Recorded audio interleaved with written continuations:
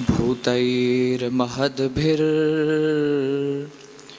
इमाः पुरो विभुर्निर्मायशेते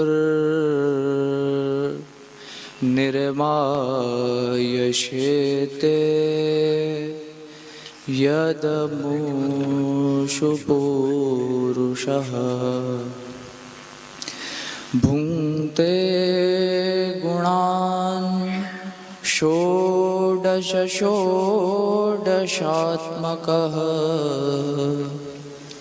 सोऽलङ्कृशिष्ट भगवान् वचांसि मे। वसुदेवसुतं देवं कंसचाणूरमर्दनं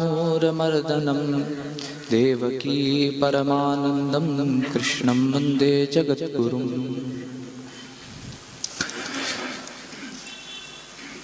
विराजित पूज्य महाराज श्री के श्री चरण कमलों में साष्टांग दंडवत प्रणाम तथा सभी गुरुजनों के चरणों में, वैष्णवजनों के चरणों में साष्टांग प्रणाम निवेदित करते हुए 10 मिनट की समय अवधि है, तो उसमें कुछ गुरु कृपा से प्राप्त आप सबको श्रवण कराऊंगा। आज महाराज श्री मैं तो आया था सत्संग श्रवण करने, पर कृपा प्रसाद ऐसा हुआ कि मुझे भी कुछ अपने भाव व्यक्त करने का यहाँ महाराज श्री के समक्ष अपनी हाजिरी लगाने का अवसर प्राप्त हो गया। महाराज श्री कल ही मैंने भागवत जी का मूल पारायण पुनः प्रारंभ हुआ, तो उसमें अज्ञान ध्वांत विध्वंस कोटि सूर्य समप्रभा ऐसा संबोधन दिया गया। तो मन में एक भाव उठा कि एक ही सूर्य संसार के अंधकार का नाश करने में सक्षम है, तो फिर कोटि सूर्य समप्रभा करोड़ों सूर्यों की उपमा क्यों दी गई? जब एक सूर्य ग्रीष्म ऋतु में अपनी चरम सीमा में होता है तो ऐसा लगता है कि वो पूरी पृथ्वी को ही जला सकता है। कुछ दूरी के कारण वो संभव नहीं हो पाता, परंतु यदि करोड़ सूर्य इस पृथ्वी मंडल को आवृत करके अपने स्थान में स्थित हो जाए तो क्या होगा? इतना तेज एक सूत जी के लिए संबोधन में दिया गया, इसका क्या अर्थ है?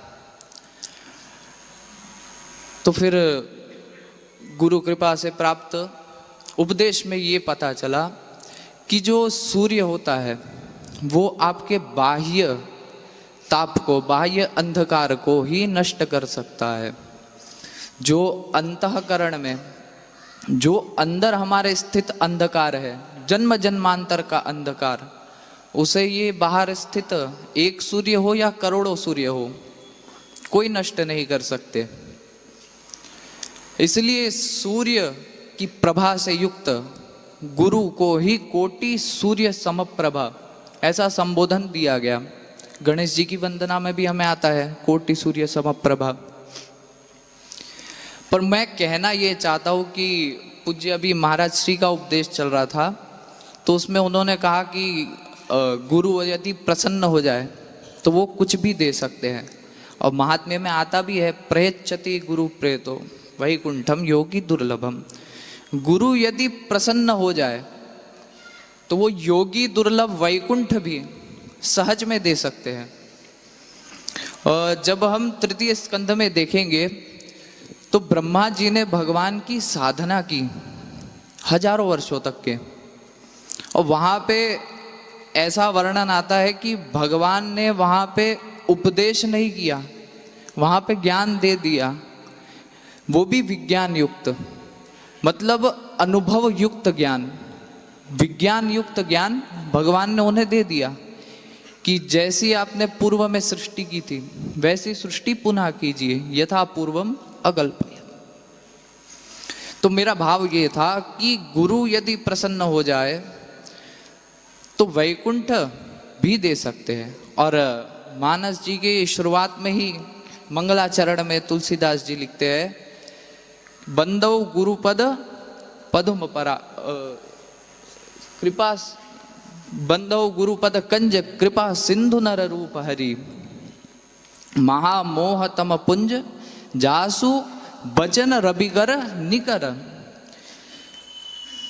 गुरु के वचन रविकर निकर, कर अर्थात किरण और निकर अर्थात समूह।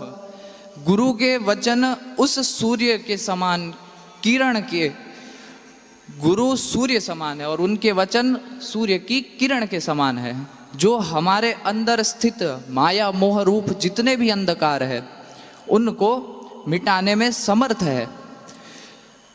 अब आप सोचेंगे कि सूर्य की जो प्रकाश है वो तो सीधा हमारे ऊपर आ ही जाती है, तो गुरु के वचन रूपी प्रकाश कहाँ से आता होगा?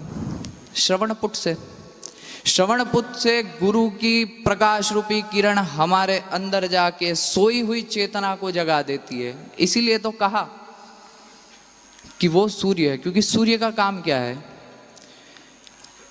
सूर्य अपने समय से चलते हैं, हमेशा दैनिक भौतिक तरीके से भी देखेंगे तो हम भले एक दिन 2 दिन लेट हो जाए अपने समय से, परंतु भगवान सूर्य नित्य जो उनका समय है उसी समय से आते हैं। कंसिस्टेंसी भगवान सूर्य की है। और जिस प्रकार मनुष्य का धर्म है मानवता, कोई कुछ भी करे पर हमारा धर्म क्या है? मानवता। हमें सज्जनता से चलना है। उसी प्रकार सूर्य भी अपने नियम से चलते हैं। वो ऐसा नहीं सोचते कि आज ये लेट उठा तो मैं भी आज लेट हो जाऊं। भगवान सूर्य का ऐसा नहीं है, तो उनसे ये शिक्षा भी हम ले सकते हैं। अब भगवान सूर्य की बात ही चल रही है तो गुरु और सूर्य की संगति इस प्रकार कुछ शास्त्रों में वर्णित है, और मेरा विषय गुरु कृपा पे ही है, तो मैं सूर्य भगवान के ऊपर ना जाते हुए भगवान की कृपा का ऐसा अवसर हुआ कि आज यहाँ पे कुछ अपने भावों को व्यक्त करने की अवसर मिला पूज्य महाराज श्री के समक्ष। और पहली बार ही मेरा यहाँ आपके सब आना भी हो रहा है। वाणी अपने आप ही गदगद हो रही है, तो मैं अपने भाव व्यक्त करके चरणों में दंडवत प्रणाम। जय श्री कृष्णा, जय सिया राम। बोलो सद्गुरुदेव भगवान की जय।